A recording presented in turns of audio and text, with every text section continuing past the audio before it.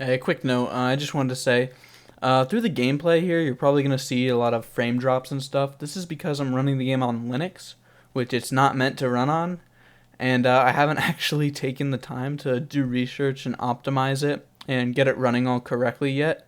So, yeah, that's why some of the gameplay looks bad. Anyway, on with the video. There's something about open world games that I just enjoy. Having a large, sprawling world with no limits to where you can go, what you can do, who you can meet, it's always been a very appealing game element to me. It's probably because, like a lot of people, the first game I played for any extended period was Minecraft. This was a game that allowed players to do anything with no set rules or goals to follow. I had, and I still do have, a blast with this game because it allows players to make their own fun. This was the same kind of experience I was expecting going into Sea of Thieves. Sea of Thieves is, like other sandbox open world games, a vast, open-ended experience. The concepts the game offered instantly checked a lot of boxes for me. You had multiplayer, open world, PvP and griefing, fun to play with friends, allows you to do what you want. These types of things are the things that I've greatly enjoyed in other open-ended games like Minecraft, so they're what put Sea of Thieves on my radar in the first place. So, when a friend gifted me a few months of Xbox Game Pass, I instantly set out to play it. You can get your first month of Game Pass for about $1, and this was around the time that the Spiffing Brit had publicized the Game Pass exploit that allowed you to keep games forever if your subscription ran out. As far as I know, that still works, so I had no problem convincing my friends to try out the game as well. One of the first things I liked about the game instantly was that everything was very simple, but not overly simple.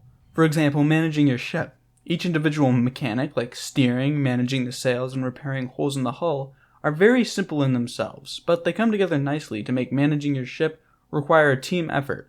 It's very possible solo on a smaller ship though, so you won't have any trouble in this regard if you're a solo player.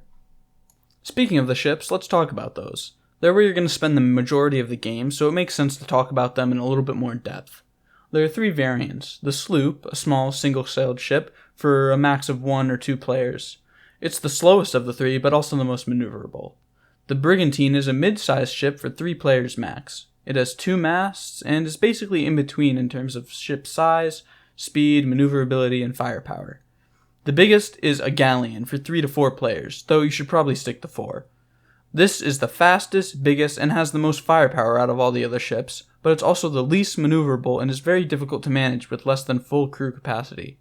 You don't have to stick to the suggested crew sizes as long as you don't exceed the max, but managing a large ship with less than full crew capacity is very difficult and cumbersome. Sadly, there's no way to have a crew made up of more than 4 players. This was the first thing that really annoyed me about Sea of Thieves. It's not so much that you're limited to 4 players per ship, that's okay in and of itself. It's just that there's no way to join the same server as your friends in a smaller boat and team up with them. Alliances between ships do exist, and they actually offer a loot bonus to everyone in them, which results in alliances being one of the most lucrative ways of doing things. But you have to do it with random players, because if you have more than 4 players, there's no guarantee that the 5th or 6th players will end up in the same server as you when they join.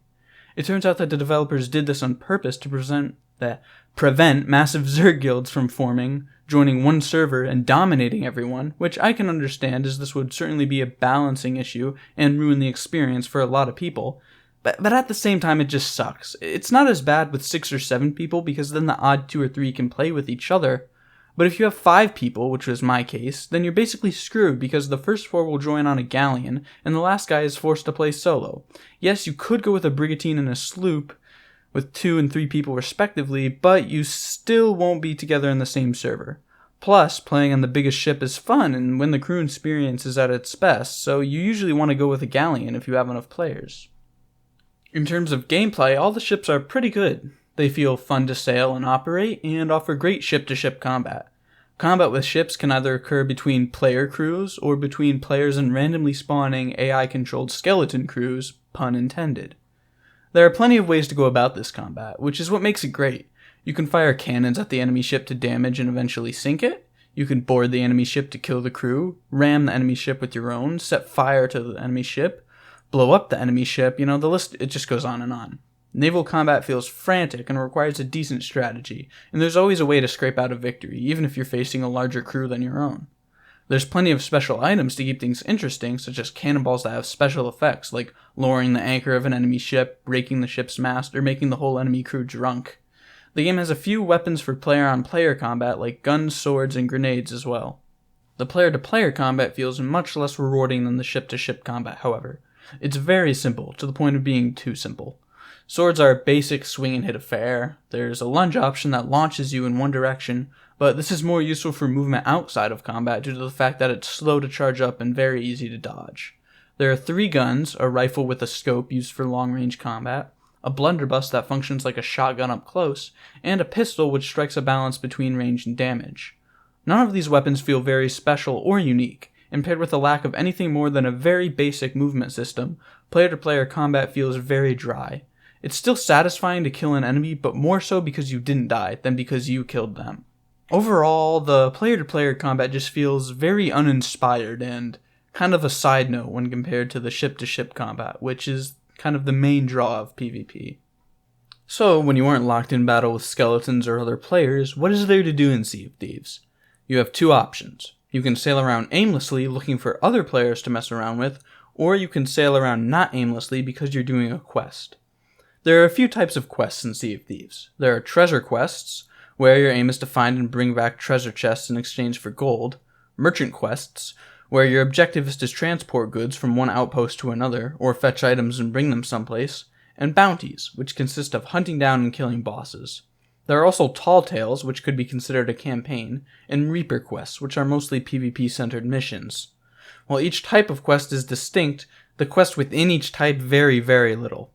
For example, the treasure hunting quests all boil down to the same thing: go to an island, locate buried chests, dig up chests, and bring it back for money.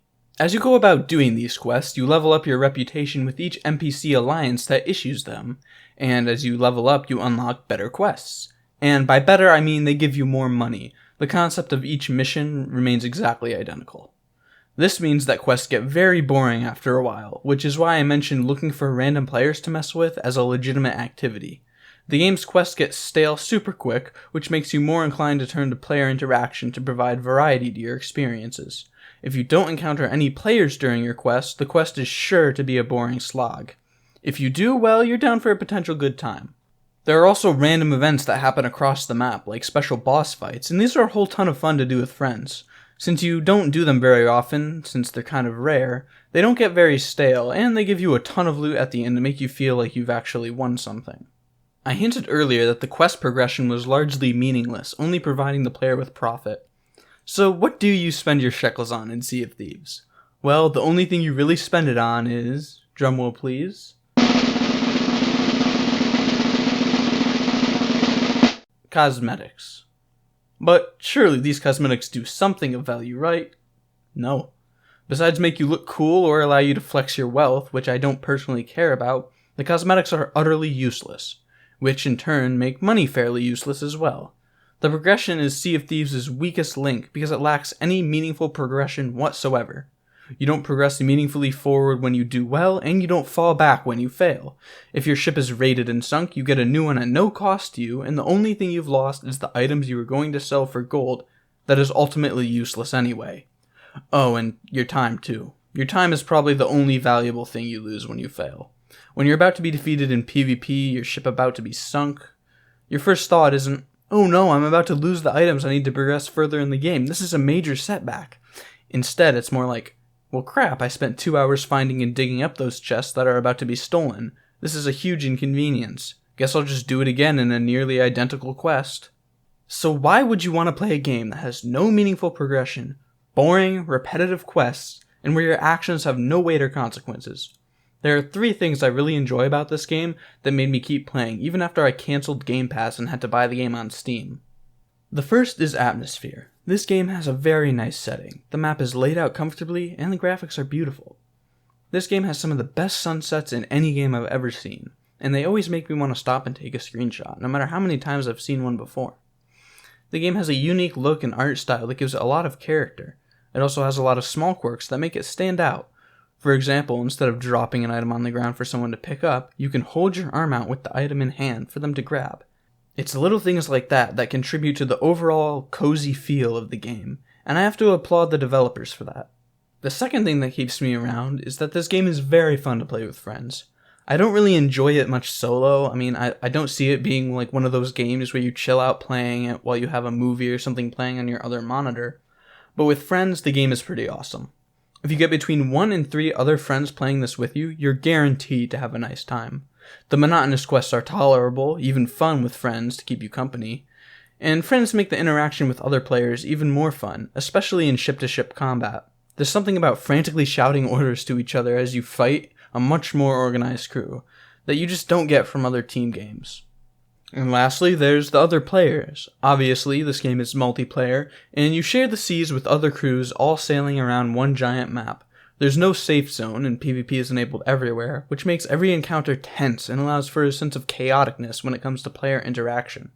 Not everyone is hostile though, and you can ally with other crews, which allows everyone to get bonus loot. It's a great system to encourage people to work together rather than grief for PvP all the time. There's proximity text chat and voice chat, though nobody seems to use either of them. In my entire time playing Sea of Thieves, I've only encountered 1 or 2 instances where people out of my party were actually using text chat or voice chat. So I don't know why that is, because I feel like they're missing out a lot. I mean, think of all the cool or funny encounters that could be had through that. So, all things considered, should you buy Sea of Thieves? Well, that depends. If you have friends willing to jump in and try it with you, I say go for it, you're in for a good time.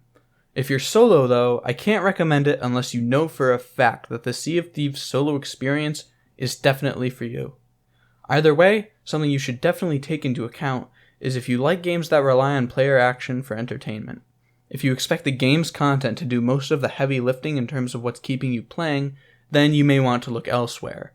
If you're okay with relying on player interactions to keep things fresh and entertaining though, you should consider this game. If you enjoy ganking other players, teaming up to take out bosses, or doing quests with friends, Sea of Thieves offers all of that.